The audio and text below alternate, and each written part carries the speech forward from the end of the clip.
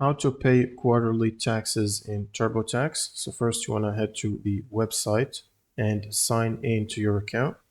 And then you will need to go to the federal section on the left panel, expand it, and then look for other tax situations, which is this one here, and then click on it.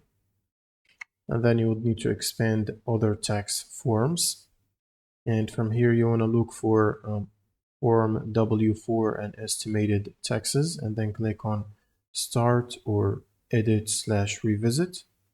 And then you will choose Estimates from here and click on Continue and answer the income and deduction questions as you go through them.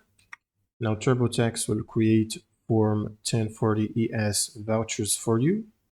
And all you need to do is print the vouchers and pay by mail or pay online through the IRS payment site.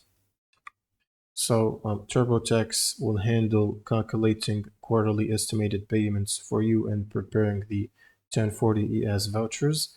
But for payment options, usually are handled through the IRS payment methods.